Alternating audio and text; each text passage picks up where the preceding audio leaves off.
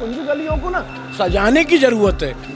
ये जो पौराणिक गली है, यहाँ से एक डाइवर्जन भी बन सकता है जो भक्त को धीरे धीरे छोड़कर और उनको यथावत उनके स्थान पर पहुँचाया जाए। चौड़ीकरण होना चाहिए क्योंकि बहुत सी समस्याएं आती हैं।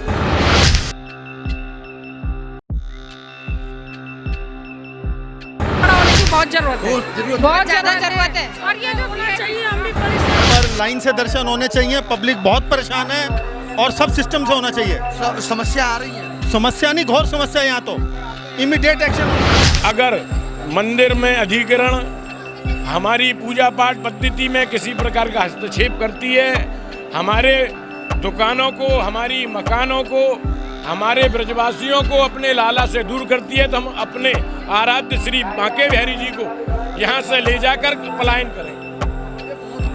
और जिस भी जगह में ये इनका निजीकरण है और इसको सरकार अपने अधिग्रहण करने के चक्कर में है, ये गलत कर रही है। इसको सरकार को नहीं करना चाहिए। श्री राधे राधे पूरे विश्व में प्रसिद्ध मथुरा वृंदावन मंदिर वृंदावन में अभी हाल ही में बिहारी जी के लिए, श्री बिहारी जी मंदिर के लिए प्रस्तावित कॉरिडोर को लेकर हंगामा है। अब यहाँ पर मथुरा की ये वृंदावन की गलियों में, कुंज गलियों में, जहाँ पर महाराज जी हमारे साथ हैं, मुख्य सेवायत हैं, इनसे बेहतर कौन जानता होगा क्या समस्या है, क्योंकि सुप्रीम कोर्ट ने भी अपनी गाइडलाइन जारी कर दी है। तो क्या समस्या है और समस्या क्या? महाराज जी खबर पर स्वागत है। महाराज जी क्या ये प्रकरण है जो कॉरिडोर का है? देखिए, हमारे स्वामी श्री हरदास जी महाराज ने हमारे बिहारी जी को संगीत और भक्ति की साधना से निधिवन में प्रकट किया। ये निधिवन, ये मंदिर हमारा निज मंदिर है। हम गोस्वामियों द्वारा, हमारे पूर्वजों द्वारा निर्मित ये बांके बिहारी मंदिर हमारी निजी संपत्ति है। यहाँ एक सुप्रीम कोर्ट का एक आदेश आया है कि इस मंदिर सर्वप्रथम तो कॉरिडोर बनाया जाए। भक्तों की सुविधा के लिए कॉरिडोर के लिए बहुत जगह खाली पड़ी है, तो इस कुंज गलियों को ना तोड़ा जाए। ये कुंज गलियों में ही भगवान बांके बिहारी निधिवन रास करने के लिए जाते हैं। ये ब्रज का एक पौराणिक स्वरूप भी है और एक भगवान कृष्ण और राधा की एक विचरण और लीला भूमि भी है।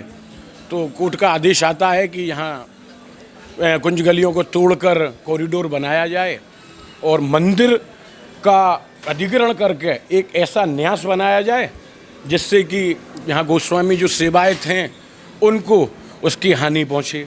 और जो हमारा जे स्वामी श्री हरदास जी प्राकट करे हुए जो हमारे जो लाला हैं, जिनकी जो हम वंश बेल हम प्रतिदिन हम सेवा करते आए हैं, इनसे उनकी सेवा से हमें वंचित किया जाए।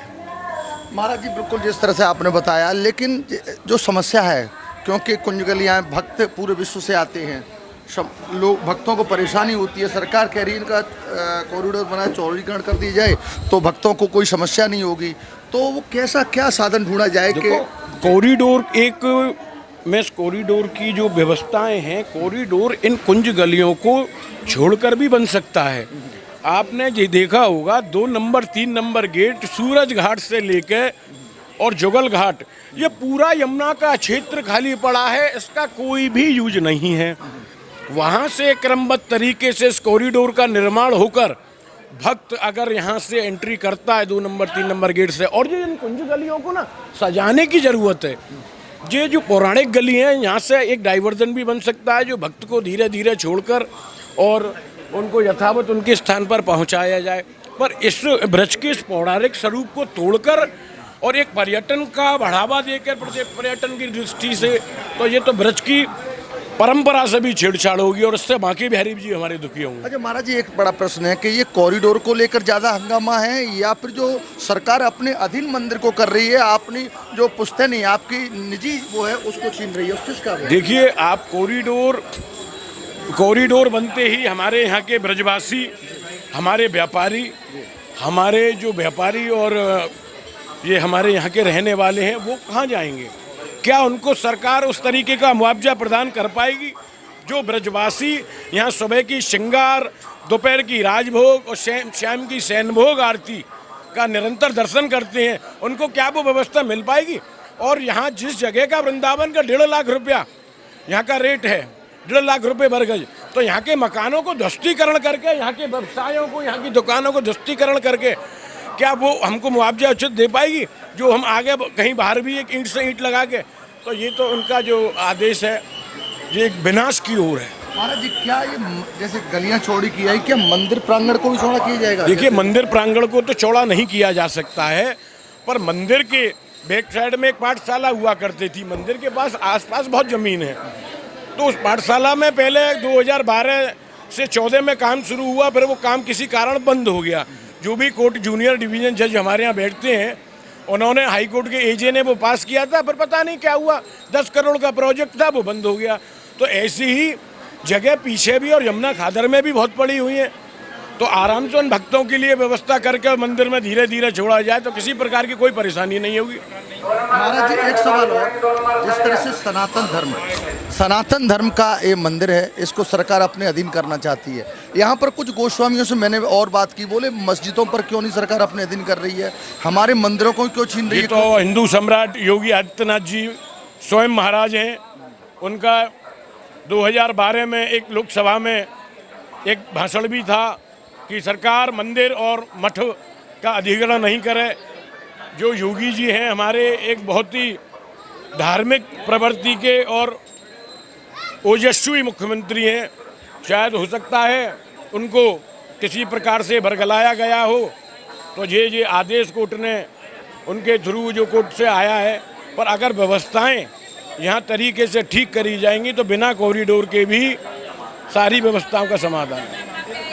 सरकार ये तो नहीं मानती, तो फिर क्या आपका अगला? सरकार अगर मंदिर में अधिग्रहण, हमारी पूजा पाठ पद्धति में किसी प्रकार का हस्तक्षेप करती है, हमारे दुकानों को, हमारी मकानों को, हमारे ब्रजवासियों को अपने लाला से दूर करती है, तो हम अपने आराध्य श्री बांके बिहारी जी को यहाँ से ले जाकर पलायन करेंगे।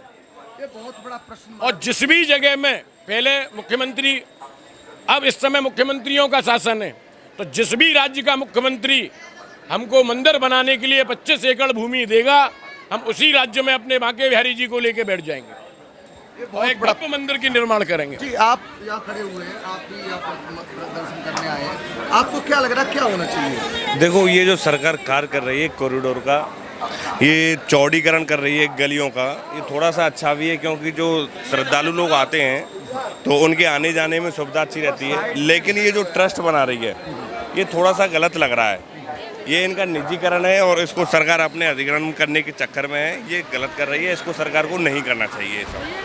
तो जिस तरह से भक्तों ने भी, देखो, हाँ, आप भी कुछ कहना चाहेंगे, क्या कहना चाह रही हैं? हमारे आदमी अंग्रेज है, पुलिस लोगों ने रिश्वत दे रही है, हमारे अंग्रेज कुछ नहीं है, हमारे को मिल नहीं रही है। देखो अंग्रेज का फोटो। तो ये जिस तरह से बताया, हम यहाँ पर मुख्य जो बिहारी जी का मंदिर है, मैं दिखाऊंगा, क्यों गेट नंबर 4 कहाँ पर, जहाँ से निकास होता है, और ये भक्त दर्शन करके गेट नंबर 4 से जो बिहारी जी का मुख्य मंदिर है, वहाँ से 4 से वापस होते दिख रहे हैं। ये इसी जो मंदिर के आसपास जो चौड़ीकरण का सरकार का प्रस्ताव है, उसका पूरे वृंदावन में गोस्वामी समाज विरोध कर रहा है।